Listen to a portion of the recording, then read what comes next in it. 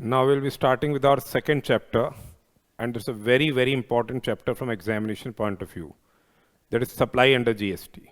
So as you are aware that taxable event in GST is supply of goods or services or both. So supply under GST, the scope of supply, the same is covered in section 7. So we'll be here in this particular chapter, we'll be discussing the various definitions. Definitions will be discussed by us.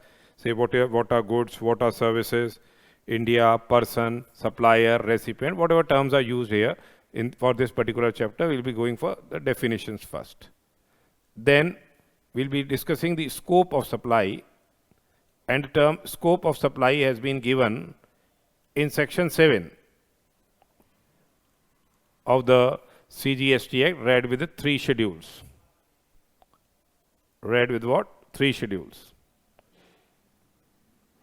We'll be discussing those 3 schedules, very, very important topic here. And then we'll be going for the tax treatment of composite and mixed supply. That is section 8. There is tax treatment of composite and mixed supply.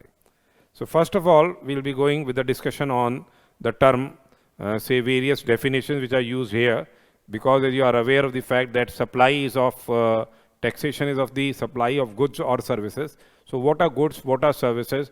The concept of the same will be discussed by us. So basically, the term goods have been defined in section 2 clause 52 of the CGST Act. What goods means? So the term goods has been defined in section 2 clause 52 as what goods means. Here goods means every kind of movable property. So immovable property is not coming under the ambit of goods. So immovable property, the same is not coming under the ambit of goods. Okay. So it means every kind of movable property. But it excludes what? Money and securities. Money is not coming under the ambit of goods, and securities are not coming under the ambit of goods. And security has been defined in the Securities Contract Regulation Act. All shares, scrips, bonds, debentures, etc. They are covered under the ambit of, say, securities. So money and securities are not covered under the ambit of goods. Besides this, money and securities are also not covered in the ambit of, say, services. So here, GST won't be levied in case the transaction is in relation to supply of money and supply of securities. So sale and purchase of securities, the same is not liable to GST. So goods means every kind of movable property. Immovable property is outside the purview of, say, goods, and it excludes what? Money and securities. But includes actionable claims. Actionable claims are those claims which can be enforced through court of law, say unsecured debts,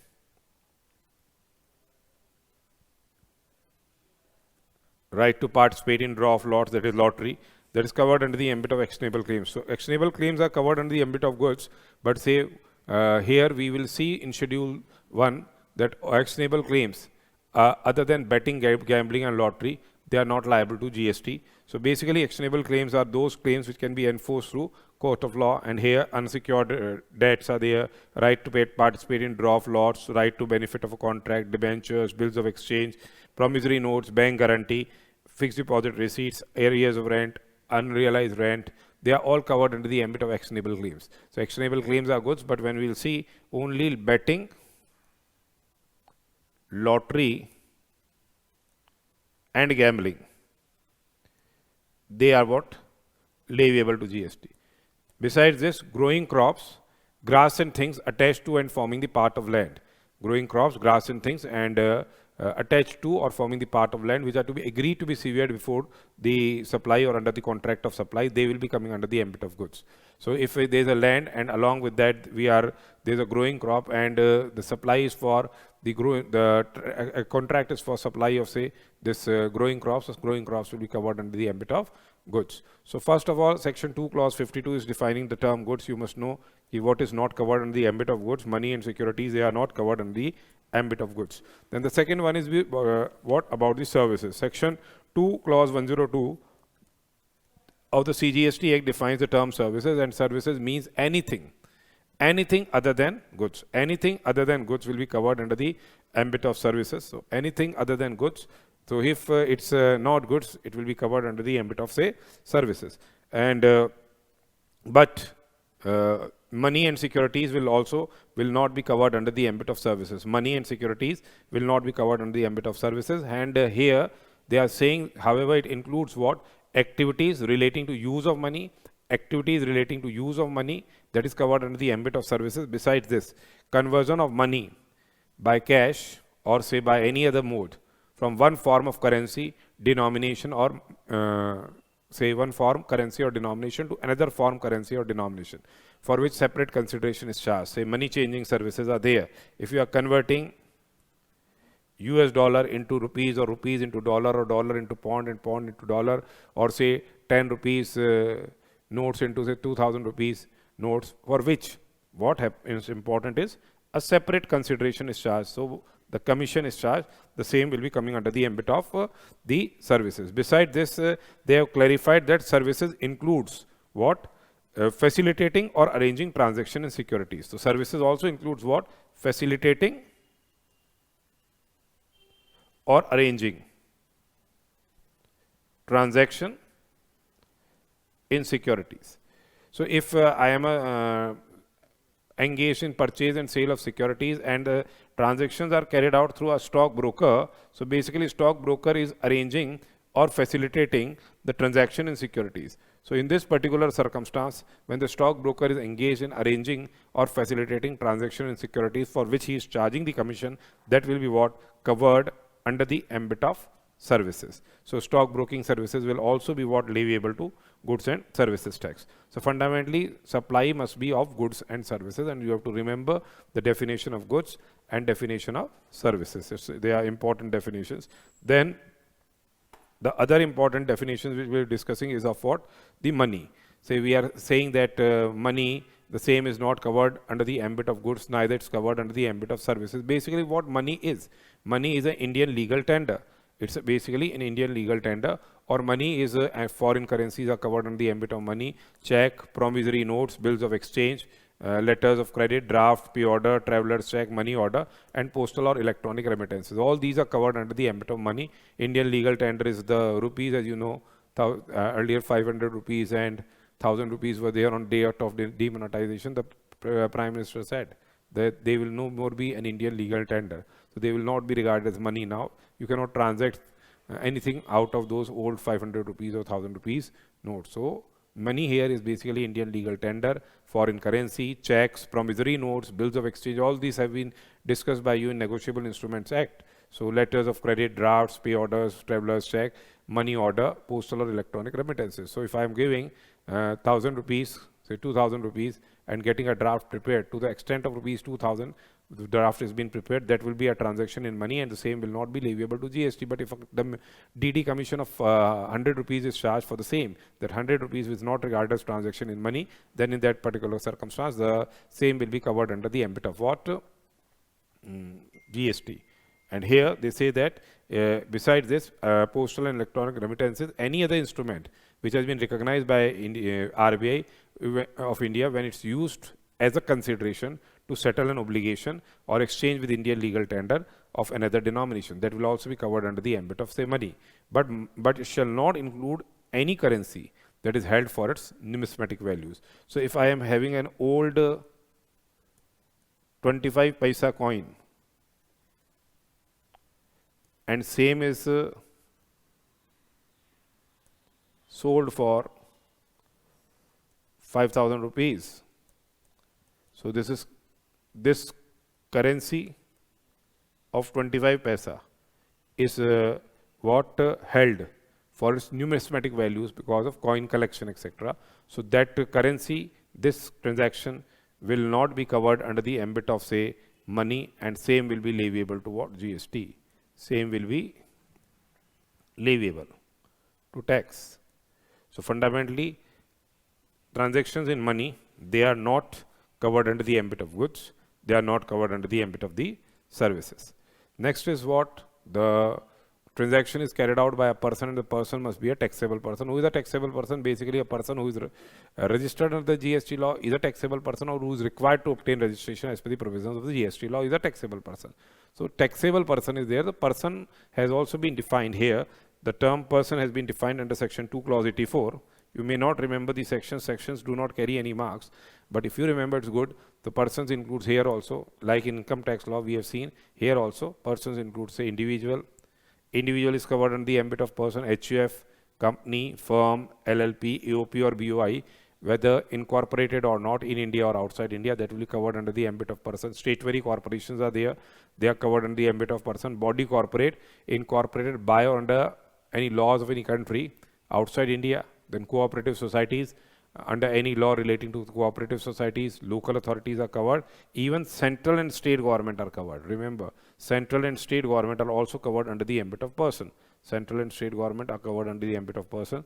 Societies who are defined under Societies Registration Act as a person, trust, and lastly, every other artificial juridical person who is not falling in the above category. So individuals, Hindu undivided family, company, firm, okay, LLP, AOP or BY, statutory corporations, body corporates, cooperative societies, local authorities, central and state government, societies which have been registered under Societies Registration Act, trust, and every artificial juridical person, they are covered under the ambit of person, and person must be a taxable person for the purpose of levy of GST. And taxable person is whom?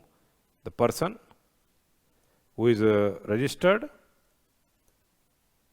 under GST, or who is required to obtain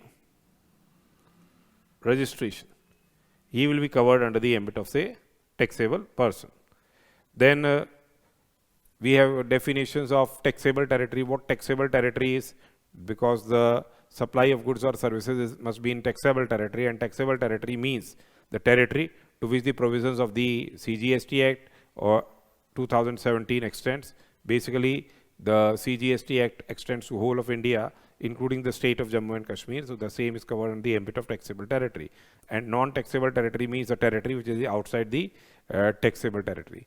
Now here, one more term is there, because the person who is liable to pay GST in normal circumstances is the supplier of goods or services, and the person recipient is also liable to pay GST in certain specific cases where reverse charge mechanism is there. So you must remember who is the supplier, because you have to judge whether the transaction is, interstate supply or intrastate supply, depending upon the location of the supplier and the place of supply. So here supplier basically in relation to any goods or services or both, he shall mean what normal meaning the supplier is. The normal meaning is the person who is supplying the goods or the person who is supplying the services. So he is a supplier. So supplier in relation to any goods or services or both basically means the person who is supplying the said goods or services, and it includes his agent. Agents are also covered under the ambit of supplier as per the provisions of section 2 clause 105, who is acting on behalf of such supplier. So here supplier in relation to any goods or services or both shall mean what? The person who is supplying the said goods and services or both, and it will also include an agent who is acting on behalf of the supplier in relation to the goods or services so supplied. Now who is the recipient? So here first of all, if consideration is here in this GST law, if consideration is payable in respect of the supply of goods or services, so the person who is what? Liable to pay the consideration will be what? The recipient. Recipient, we are supplying the goods or services to the recipient. So fundamentally, where consideration is payable for the supply of goods or services or both, the person who is liable to pay the consideration here will be regarded as a recipient. And the definitions are to be understood in context unless the context otherwise requires. So in certain cases, the person who is actually receiving the goods or the person who is actually receiving the services may be also regarded as a recipient. So fundamentally what they are saying is recipient of supply of goods or services or both means where the consideration is payable for supply of goods or services or both, the person who is liable to pay that consideration. And in case certain goods and certain services, they are covered under the ambit of supply even if no consideration has been paid. So in that particular circumstance, who will be the recipient?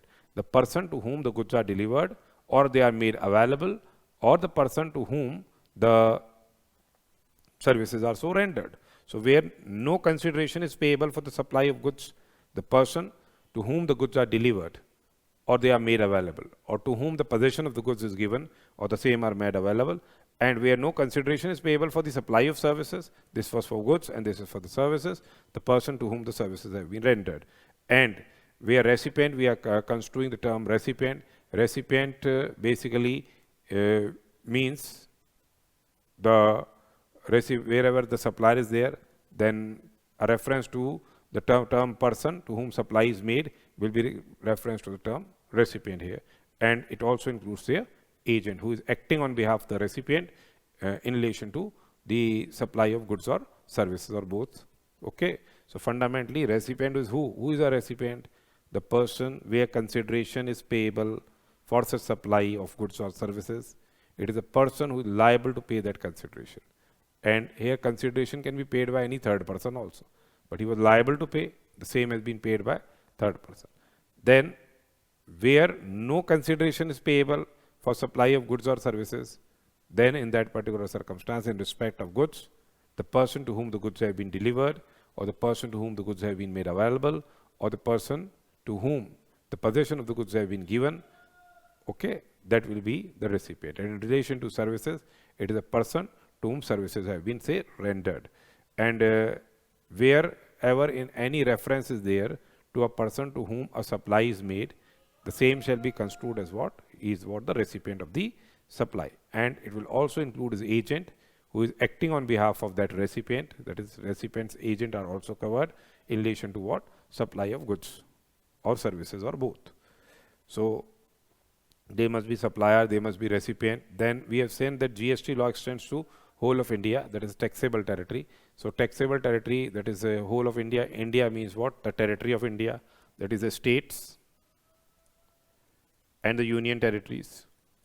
Then territorial waters are covered. Territorial waters are extend to 12 nautical miles. Then seabed and subsoil, which is underlying the territorial waters. Seabed and subsoil underlying the territorial waters, that is also covered in the ambit of India. Then continental shelf, exclusive economic zone, and other maritime zone as defined in the Territorial Waters, Continental Shelf and EEZ and Other Maritime Zone Act 1976. This extends to what? 200 nautical miles. And airspace above the territory and the territorial waters. And airspace above the territory and territorial waters, the same is covered under the ambit of, say, term India. Okay. So it is territory, that is states and union territories, territorial waters, that is 12 nautical miles from the appropriate baseline in the sea, seabed and subsoil underlying the territorial waters, that is covered in India. So, or if any supply takes place in India, that means if supply takes place in the territorial waters, or if the supply takes place in the exclusive economic zone, or airspace above the territorial waters, everything will be covered under the ambit of, say, taxation. So India is there. This has been defined, the term India has been defined here. The next important term is here business, because when we will be discussing the definition of scope of supply, the supply must be in course. The supply must be in course or furtherance of business. Now, how the term business has been defined here, basically clause 17 of section 2 defines the term business. A very wide definition is there of business, as what business includes any trade, commerce or manufacture, even if there is no monetary benefit. So it includes trade, commerce, manufacture, profession, vocation, adventure. Wager is covered, that is wagering agreements, wagering, betting, etc. They are covered under the ambit of this business. And the activities which are ancillary or incidental to the trade, commerce, manufacture, profession, that will also be covered under the ambit of term business. So if you are engaged in, say, trading of goods, and incidental activity of transportation is also taking place, that will also be covered under the ambit of business. Or any activity or transaction like trade, commerce, manufacture, okay, even if the same will be regarded as business, irrespective of the volume or its continuity, whether or not there's a volume or frequency or continuity. So I am engaged in profession of making, say, paintings. One-time transaction has been taken throughout the year. Then also it will be covered under the ambit of the business and thus covered under the ambit of supply. Then if any, acquisition of goods is taking place, capital goods or services or other goods, and or say supply of the same is taking place in connection with the commencement of the business or at the time of closure of the business, the same will also be covered under the ambit of supply. If any club, the same will also be covered under the ambit of business. Then if any club provides any services to its members for a consideration, that will be an activity of business. Then admission for a consideration to any premises, services of a holder of office which has been accepted by him in course or furtherance of business, or say trade or profession. So that will be covered under the ambit of business. Say I am a chartered accountant and I am engaged in profession of accountancy, and a company has given me, has appointed me as an independent director. So whatever I will now be providing the services, I am a holder of office of an independent director, and I will be providing the services. Professional advices will be given by me to the company. That will also be covered under the ambit of business. Then activities of race club, the horse race clubs are, that. So activities of race clubs will also be covered under the ambit of business. That will be by way of totalizator or a license to a bookmaker, or activities of licensed bookmaker in such club.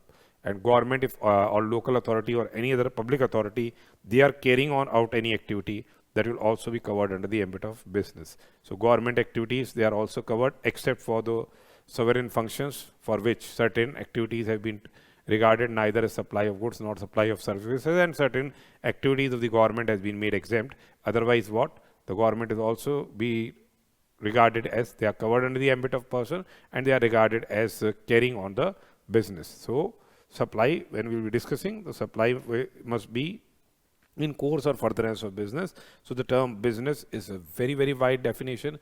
Every aspect is covered under the ambit of business here: trade, commerce, manufacture, profession, vocation, adventure, vigor, or other similar activities. Incidental and ancillary activities there too, the same is covered under the ambit of business. Besides this, these activities are carried out irrespective of the volume or continuity is covered under the ambit of business. Then if any club or association provides any services to its members for a consideration, that has been covered under the ambit of business. And activities of race club are also covered here. Besides this, if we supply or acquire any capital goods or services before the commencement, for commencement of the business, or say after closure of the business, they will also be covered under the ambit of term business. So fundamentally, section 217 has been defined and very wide enough. So supply must be in course or furtherance of business. Therefore, term business is very important here.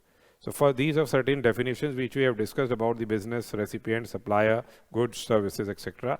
Then next important definition is of consideration. So basically, for any transaction to be covered under the ambit of supply, there must be a consideration. What basically consideration is? Consideration is quid pro quo. What the other person pays for receiving those goods or for receiving those services, that may be in cash or that may be in kind. So here, what consideration is? Basically, it is payment in money or otherwise for the supply. This is payment in money or otherwise for the supply by the recipient or by other person. The consideration may be paid by the recipient of those goods or services, or it may be paid by a third person also. Or it may be a monetary value of an act or forbearance for the supply. So here, if say any services are provided, any goods are provided, you may pay the consideration by tolerating any act, or say by not doing any act. That can be also a consideration, that is a monetary value of an act or forbearance for the supply by the recipient or the other person. And here, if any subsidies are received by the central government or state government, the said subsidy or which has been given by the central government or state government, the same will not be covered under the ambit of supply. The subsidies of the central government, state government, they are not covered under the ambit of, say, consideration, not supply. They are not covered in the ambit of consideration. That's not liable to GST. And beside this, deposit will also not be covered, considered as a consideration. Say if any security deposit has been given to us, and we are engaged in renting of immovable property, and we have received a security deposit which is refundable after the tenancy period, then that deposit will not be covered under the ambit of consideration. But in case the said deposit will be covered under the ambit of consideration when the supplier applies such deposit as a consideration for the said supply. When the supplier applies such deposit as a consideration for the said supply, then the same will be covered under the ambit of term, the consideration. Okay, so here the supply is generally, the transaction is regarded as supply when it's for consideration. However, in Schedule 1 of the CGST Act, it has been provided certain transactions which will be regarded as supply even if made without consideration. The same will be discussed by us subsequently. So if I have given my rights of land and I will be receiving consideration in form of construction of 15 flats. So that is also a consideration. I am auditing your accounts, and you are what? Engaged in my say dry cleaning services. So likewise, that there can be consideration in kind also. So that was a term consideration. Now we come to section 7. Now here, when we discuss section 7 basically is giving the scope of supply. We have section 7. Section 7, as you are aware of the fact that taxable event is what?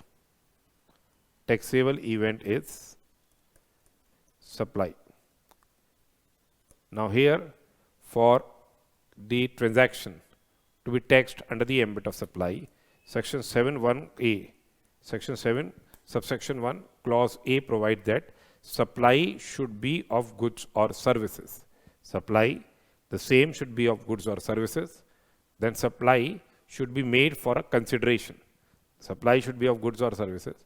The supply, the same should be made for a consideration, and the supply should be in course or furtherance of the business.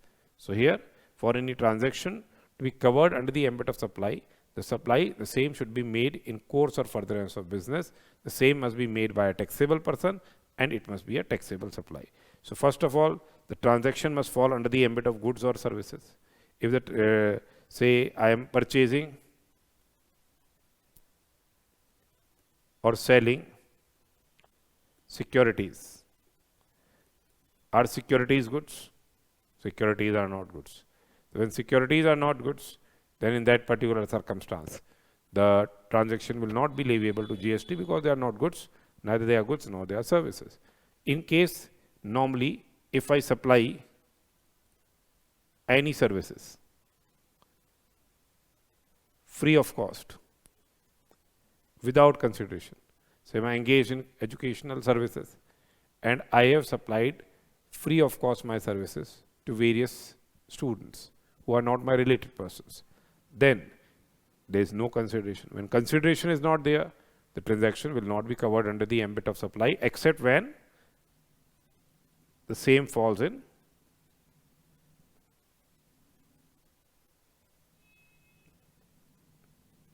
Schedule 1. Okay. Then the supply, the same should be made in course or furtherance of business. If I have, say, a salaried employee, I have purchased a car for, say, personal use. And now I am, say, giving the car to my second-hand car to car dealer. In that case, I am not engaged in the supply, is not in course or furtherance of business. The said transaction will not be covered under the ambit of supply. Then it's the same must be made by a taxable person. As I already told you, who is a taxable person? The taxable person is a person who is registered or who is what? Liable to be registered, and the supply should be a taxable supply. It should not be an exempt supply, or should not be a non-taxable supply. So section 7 1A provides for the same. It includes all forms of supplies of goods or services. Then we are having different sections, so we'll be discussing them. So supply, the terms, the scope of supply has been given in section 7, and 7.1a is what? Subsection 1 clause A, that is what? Supply for a consideration in course or furtherance of business. Say supply of goods or services for a consideration in course or furtherance of business. That is 7.1a.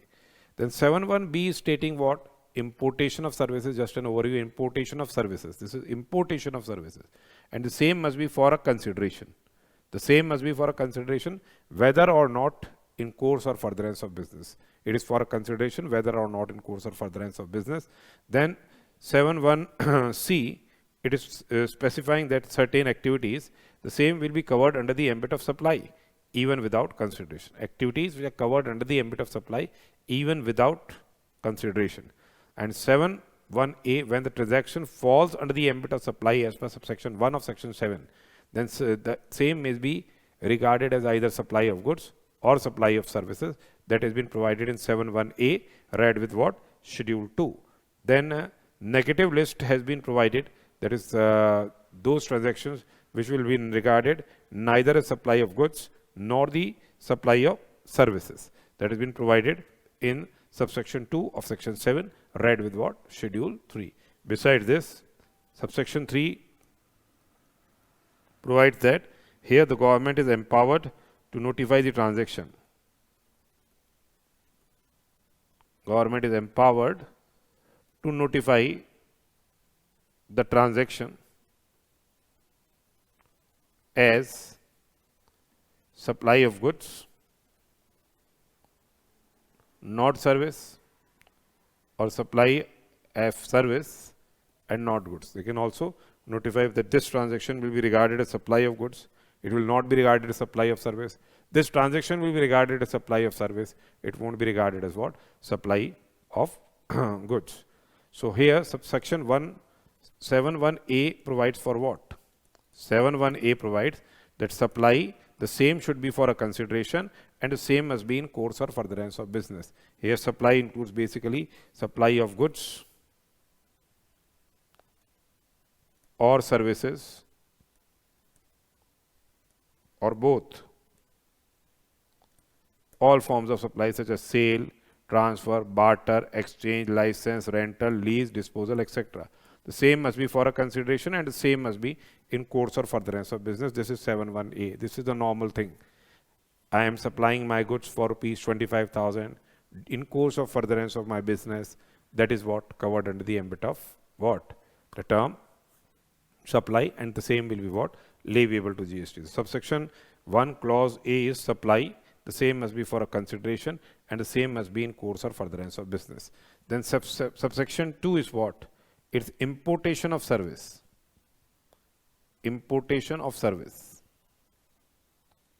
It is importation of service and the same is for a consideration.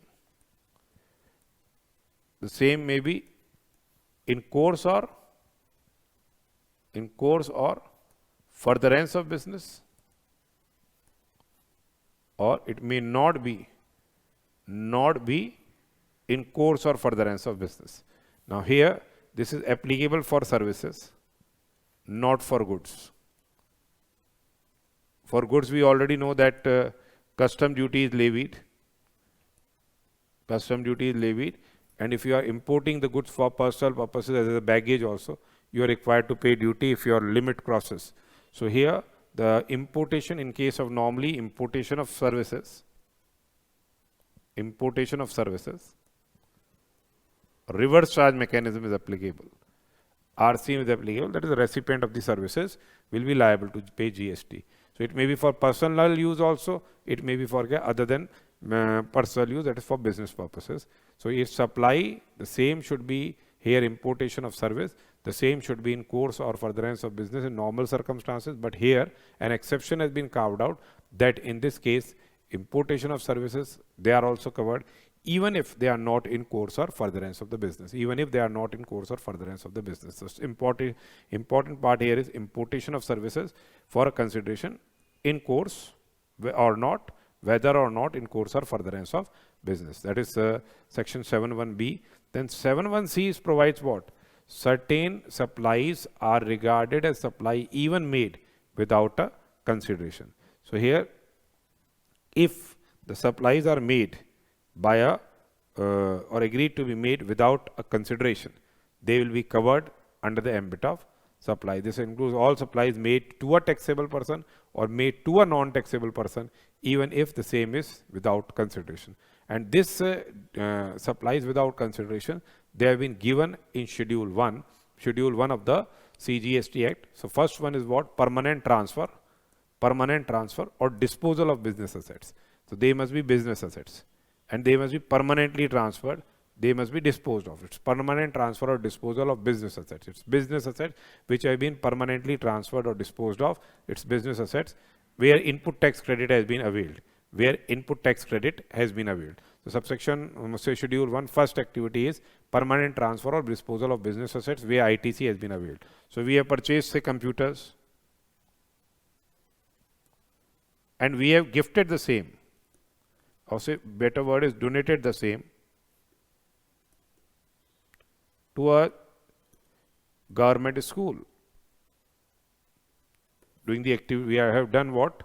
We have purchased the computers. If we have taken the ITC at the time of purchase of those computers, now we are disposing of them without consideration to a school. This will be covered, this transaction will be covered under the ambit of supply. That is subsection 7.1c of Schedule 1, first para is there. Then second para states what? Supply between distinct persons and related persons. That is without consideration.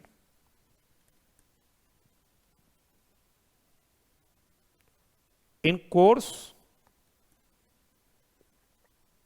or furtherance of business. It must be in course or furtherance of business. Now what is say distinct person? What is a distinct person? It is between distinct person. Say XYZ Limited is having one establishment in UP, another establishment in MP. So these are establishments of what? A distinct person. These are regarded as what? Establishment of distinct person. And in case if there is a branch transfer or there is a stock transfer, the branch transfer, there is a stock transfer. In that particular circumstance, if there is a branch transfer or stock transfer, the same will be covered under the ambit of supply. So here, even if without consideration, it's not with it, there is no consideration here. So in this case, this is a transaction between what? Related persons, between distinct persons. So here, what they have provided is a person, as per the provisions of section 25, subsection 4, a person who has obtained registration in one state or union territory and has registration in other state or union territory, then these establishments will be regarded as what?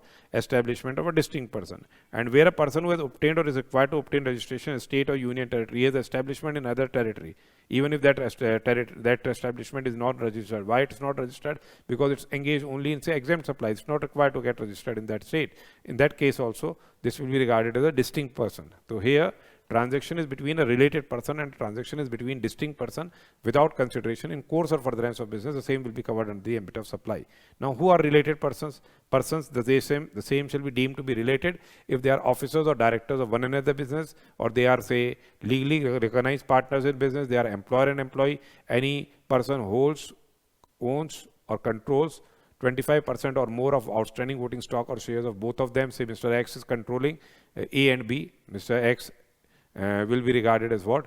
Related with what? A and B. By virtue of Mr. X, A and B will also be regarded as related. Then one of them controls the other. A control B. A and B are related.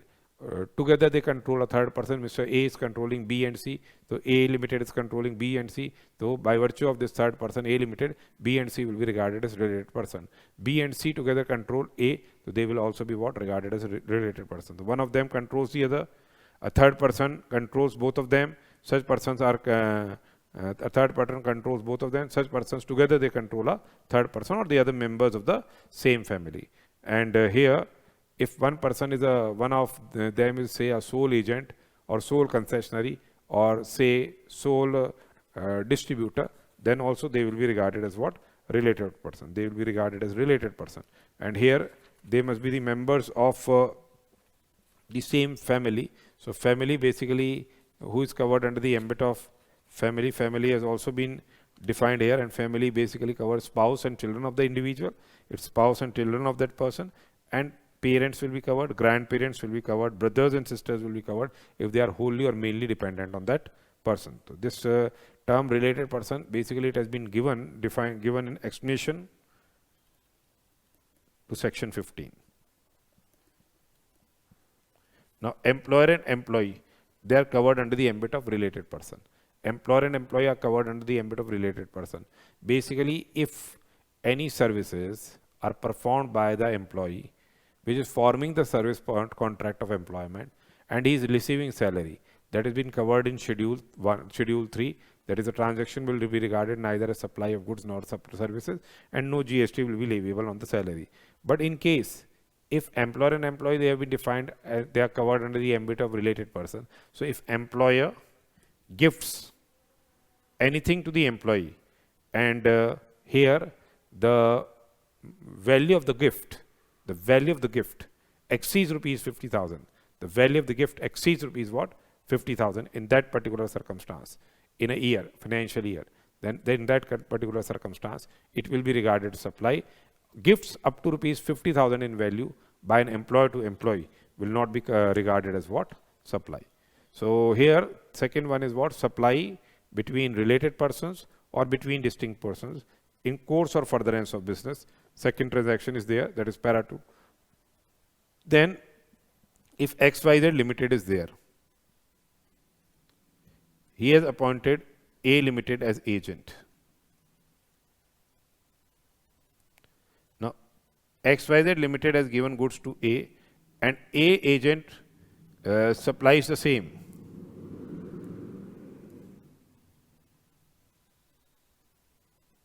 So A supplies the same. So here it will be covered under the ambit of supply. There is supply of goods. It is covering goods only.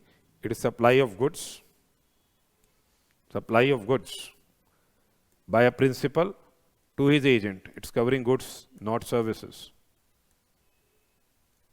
Where agent undertake to supply the goods on behalf of principal. Basically, he is issuing invoice in his own name to the customer.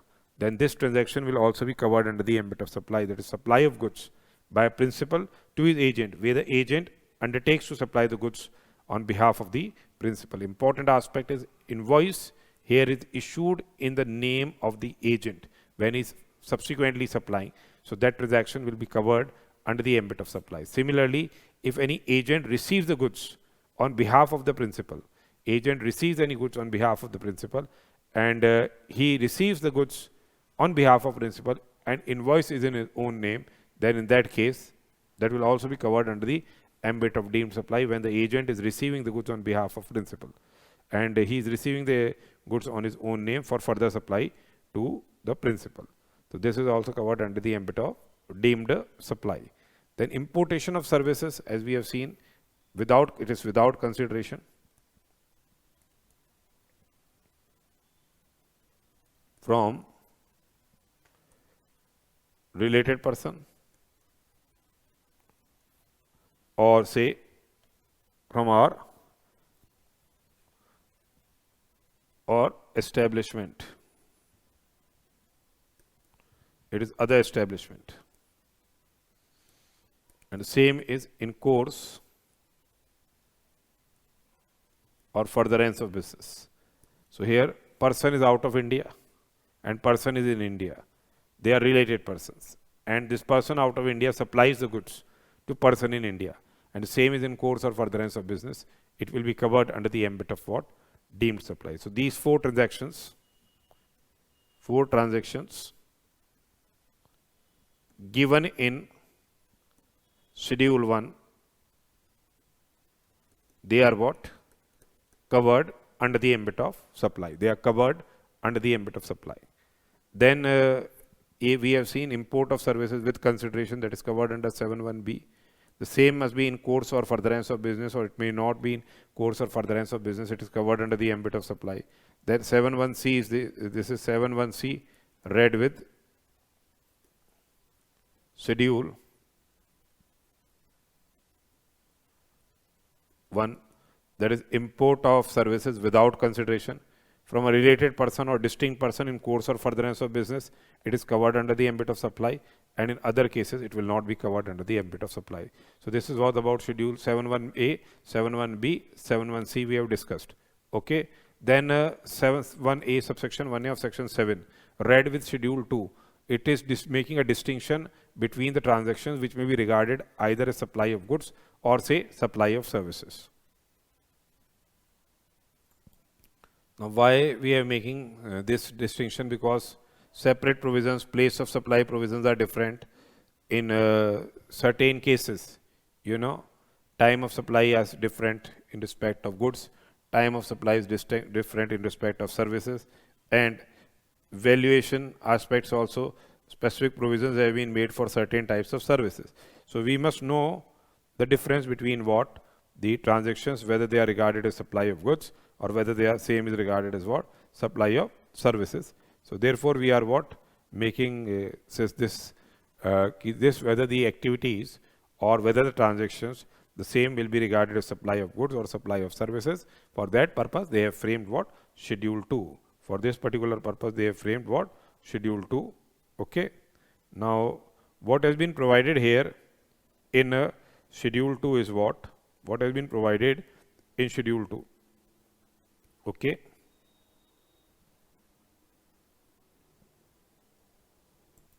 the first transaction is what transfer related transactions. Transfer related transactions say if it is there is a transfer of title in goods, basically if there is a transfer of title in goods or transfer of title in goods under an agreement in which the property will pass at a future date, the same will be regarded as supply of goods. But if there is no transfer of title in goods, only there is what without transfer of title in goods, the goods have been provided or say right has been provided or undivided share in the goods is there without transfer of title in goods, then it will be regarded as supply of services. Relating to land and building transactions, that is if there is any lease, tenancy, easements, license to occupy land, the same will be supply of services. Similarly, if any building has been given on lease or it has been let out, whether it's a commercial building or whether it's an industrial building or whether it's a residential building for commerce or business, wholly or partly for that purposes, the same has been given on lease or has been let out, then it will be supply of services. So renting of immovable property, basically we will again discuss the same, it is covered under the ambit of supply of services. Then job work transactions, it is supply of services. So treatment or process which is applied on another person's goods, treatment or process which is applied on another person's goods, the same is supply of services. Besides this, if any goods which are forming the part of business assets, goods forming the part of business assets, they are transferred or disposed of by or under the directions of the person who is carrying on the business, and the same will no longer be regarded as what part of those assets. So it will be regarded as supply of goods. So basically we have also seen that permanent transfer or disposal of the business assets on which ITC has been availed by us, it will be also liable to GST. Here that will be regarded as supply of goods. If the goods forming the part of business assets are transferred or they are disposed of, then now they will no longer be regarded as forming the part of the assets of the business. Then goods which are held or used for business, goods which are held or used for business are put to private use or are made available to any person for use for any purpose other than the business by or under directions of the person carrying on the business, it will be regarded as what supply of the same will be regarded as what supply of services. So if I have given my goods for, say I am owning a car and I have given the same for use for a time being to my son. So in this case, goods which are held or used for business, they are put to private use or the same are made available to any person for any purpose other than the business by or under directions of the person who is carrying on business, then it will be regarded as supply of, say, services. And goods forming part of any business carried on by a person who ceases to be what a taxable person. Maybe his turnover has fall below maximum amount not tax, but there is a threshold limit that is 40 lakh rupees or 20 lakh rupees, or say now he's engaged only in exempt supplies. Now goods forming the part of the assets of the business, they are carried on by him and he ceases to be now a taxable person. And on the day when he ceases to be a taxable person, the same will be deemed to be supplied by him. It will be regarded as supply of goods, provided until except what? Except when business has been transferred as a going concern or business is carried on by a representative who is deemed to be what? A taxable person. So that is basically supply of goods. Then we have what? Certain activities. Certain activities will be regarded as supply of services, that is renting of immovable property. Construction services, where say we are constructing the flats and part of the consideration or whole of the consideration has been received prior to completion certificate. So we are transferring those flats. It will be regarded as what? Supply of services. But in say project is consisting of 100 units, out of which 90 units have been sold prior to completion certificate and 10 units are sold after completion certificate. Relating to those 10 units which are sold after issuance of completion certificate, it will not be regarded as supply, because the same will be covered under the ambit of immovable property and the same is covered under Schedule 3. So construction services are there which are leviable to GST, but if after completion there are flats which are sold subsequently, they will not be liable to GST. Similarly, permanent transfer of these intellectual property rights may be regarded as supply of goods, but there is a temporary transfer or permitting the use of intellectual property rights, it will be regarded as services.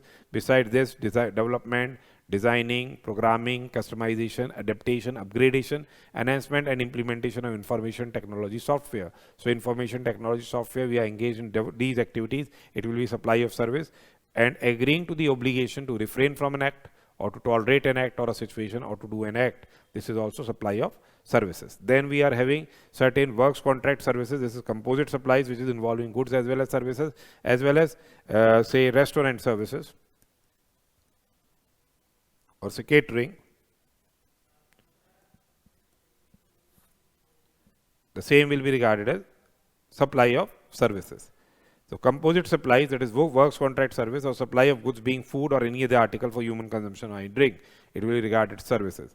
Then supply of goods by an unincorporated association or body of persons to members thereof for cash, deferred payment or other valuable consideration, the same will be regarded as what? Supply of goods. So if any goods have been supplied by any unincorporated association or body of persons to the members thereof, because concept of mutuality is not prevalent, it will be regarded as supply of goods. So Schedule 2 is for those activities, first of all, they must fall within the meaning of supply as per the provisions of subsection 1. Then you have to go with subsection 1A, read with what? Schedule 2, to find out whether the transaction is what? Supply of goods, or whether the transaction is what? Supply of services. Then we have negative list, that is section 7.2A, read with Schedule 3. These are the activities or the transactions which shall be neither treated as supply of goods nor supply of services. These are very, very important ones. And the same will not be leviable to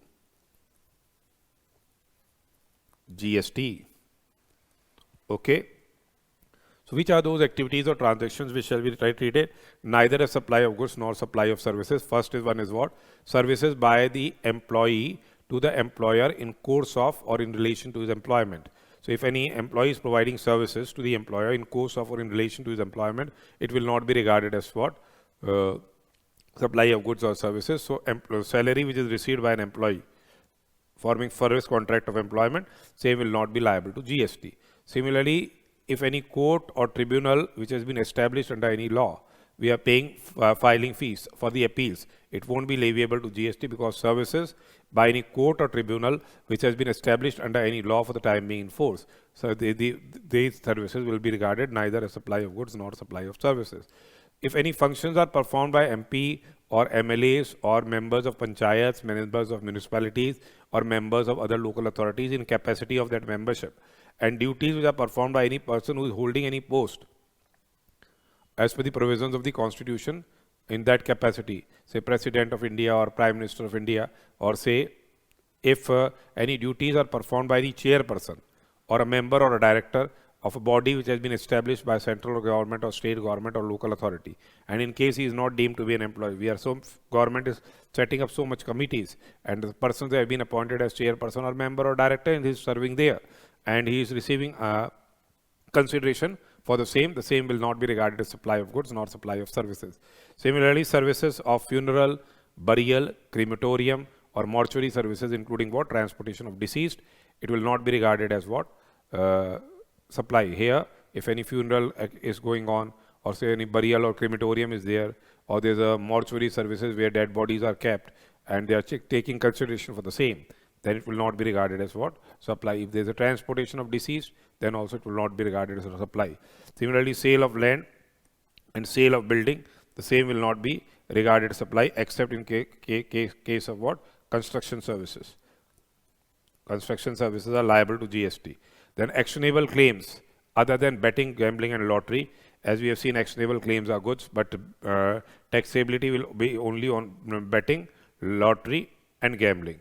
And then these further transactions, these activities are also added: supply of goods from a place in the non-taxable territory to another place in non-taxable territory without the goods being entering into India. So Mr. X is in India. If he has purchased goods from China and the same is supplied to US and the goods are not entering into India, then in that particular circumstance, the transaction will not be regarded as what? Supply. Similarly, supply of warehouse goods.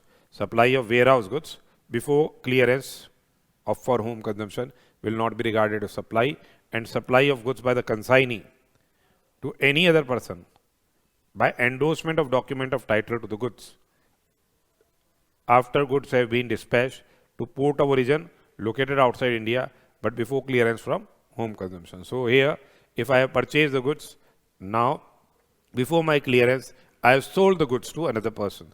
So here, GST will not be leviable. Integrated tax under section 37 will not be leviable. The person who is clearing the goods will be liable to pay GST on the same. So these are the Schedule 3 transactions which are regarded neither as supply of goods nor supply of services. Besides this, the government has also notified that if services by way of say any activity in relation to any function entrusted to say any panchayat under Article 243G, if any function has been entrusted to any panchayat or to a municipality under Article 243W of the Constitution, and the said activity is undertaken by the central government or the state government or union territory or local authority in which they are engaged as a public authority, the same will not be regarded as supply of goods, nor it will be regarded as supply of services. Similarly, if any services have been provided by way of grant of alcoholic liquor license, services have been provided by way of grant of alcoholic liquor license, because state government gives licenses of alcoholic liquor against consideration in form of license fees or application fees by whatever name called, which has been undertaken by the state government, they will be regarded neither as supply of goods nor supply of services. These two activities have been further been notified. So it's a very, very important list. You must remember the same along with those two activities. So fundamentally, what we have, what is supply under GST? So is activity a supply including supply of goods or services, say sale, transfer, barter, exchange, license, rental, lease? If the same is yes, then is it for a consideration? Yes. Is it in course or furtherance of business? Well, yes. And whether the activity is specified in Schedule 3 or 72B, no, then it is activity is regarded as supply. Now, in case this activity has been carried out for a consideration, bola no, then whether the same has been specified in Schedule 1 and whether the same is in course or furtherance of business, then in that particular circumstance, if the transaction is yes, then it will be regarded as what? Supply, if the same does not fall within the ambit of Schedule 3 or Section 72B. Similarly, if the activity is, say, import of service, if the activity is import of service and the same is here in course or furtherance of business, and then whether the same is for a consideration, then in that particular circumstance, the same will be covered under the ambit of supply. And if it is not in course or furtherance of business, and if it is import of service, then also it's for a consideration, then also it will be covered under the ambit of supply. So here This is basically a diagram which is stating that this way you will be working out how the same is covered in the ambit of supply or not. So if the activities do fall in schedule 3, or if the activities fall under the ambit of section 7 to B, and then the same will not be covered under the ambit of supply. And if goods or services are not involved, then also it won't be covered under the ambit of supply. Now section 8, it is dealing with taxability of mixed supplies and composite supplies. So basically what composite supply is, it is a supply consisting of two or more supplies. Two or more supplies are there which are naturally bundled in conjunction with each other, and one of which is a principal supply. Then in that particular circumstance here, in case of some composite supply, the tax rate of principal supply will be there. So if I am engaged in supply of goods, if I am engaged in what? Supply of goods.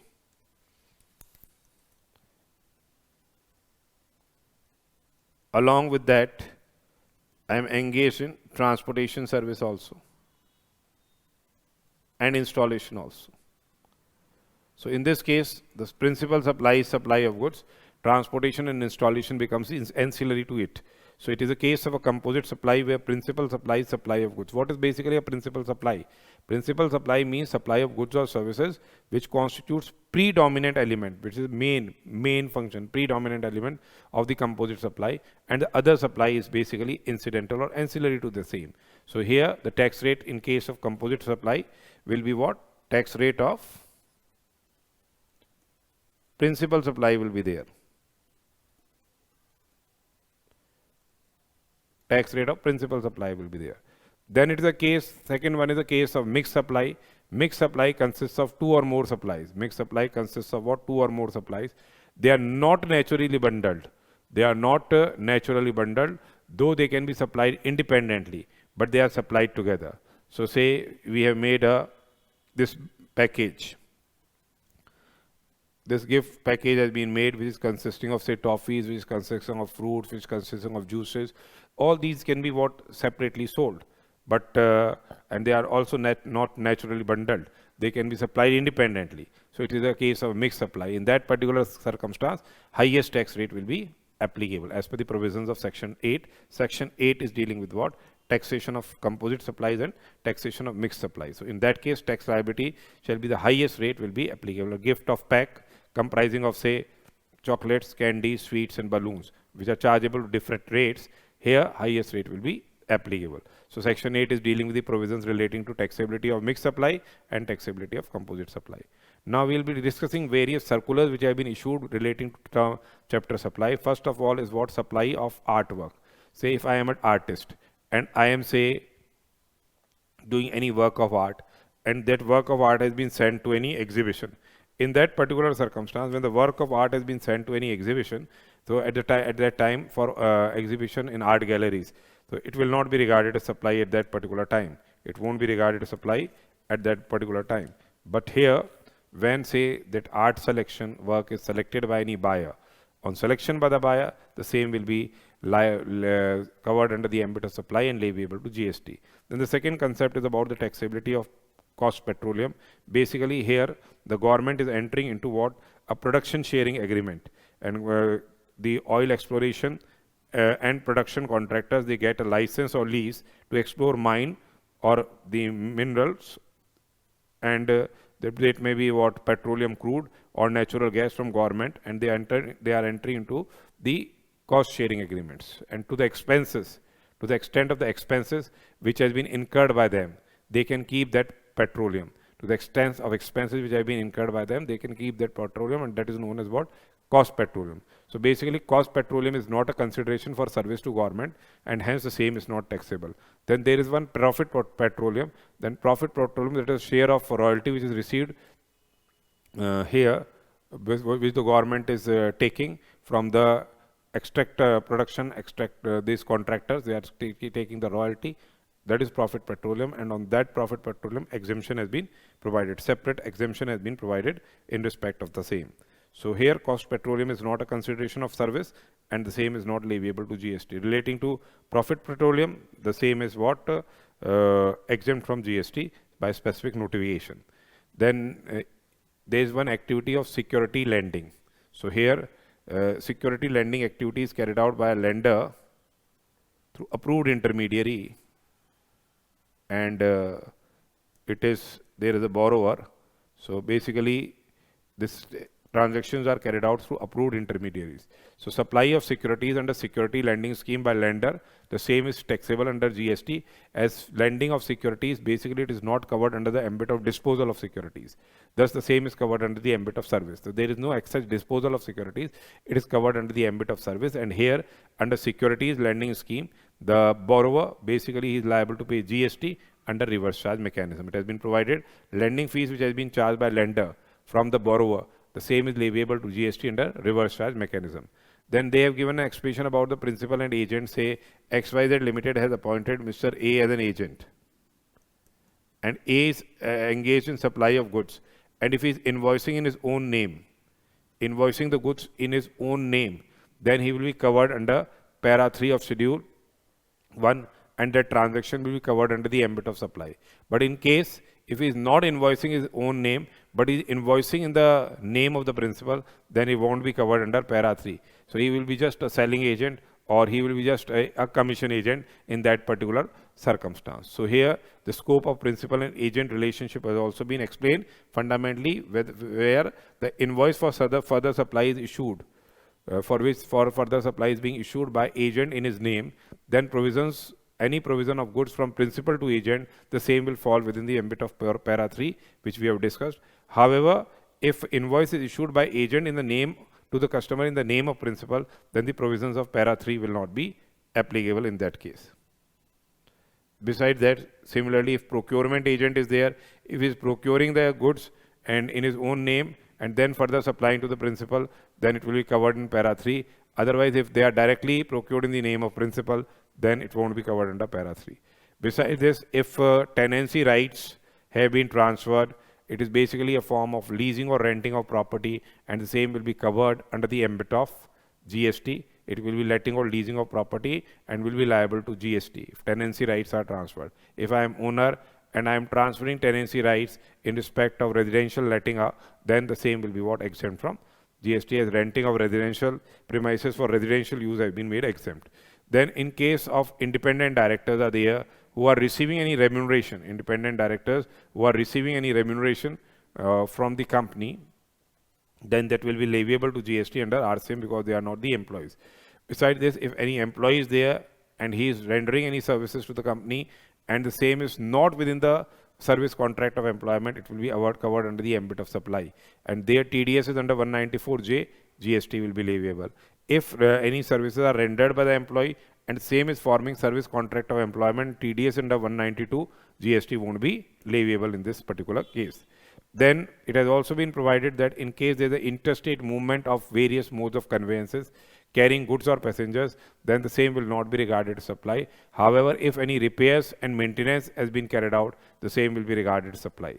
Similarly, interstate transfer of aircrafts, engines, parts and accessories for self-use by the airlines from one office to another office, it will be liable to GST. However, ITC will be admissible to the recipient office.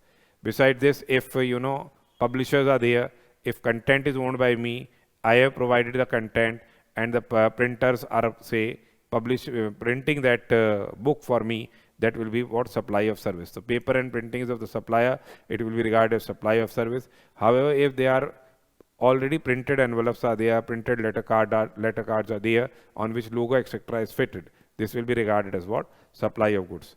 In case of joint venture agreements also, joint venture agreements, GST will be leviable when a joint venture is supplying services to the members or members are supplying services to whom? The joint venture.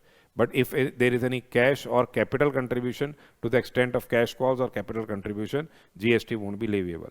Besides this, priority sector lending certificates which are issued say by banks, so they will be regarded as goods and the same will be liable to GST, and the supply will be regarded as interstate supply because banks are they are basically required to give say priority sector is there, say agricultural finance will be there, housing finance will be there. So if any bank has fulfilled its obligation, then that can be transferred to other bank for a premium. So that transaction, when these priority sector lending certificates are given by one bank to another bank for consideration, that will be regarded as what supply, and the same as goods, and will be leviable to GST. So fundamentally, remember these circulars. Circulars are very, very important ones. In questions, exam are asked from these circulars. So this was related to our second chapter, supply under GST.